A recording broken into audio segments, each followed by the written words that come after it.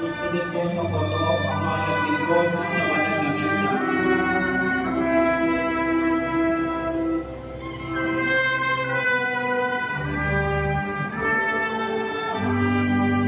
Mga naglingkod po sa banal na misa, lapit na po tayo dito sa harap para po sa isang photo.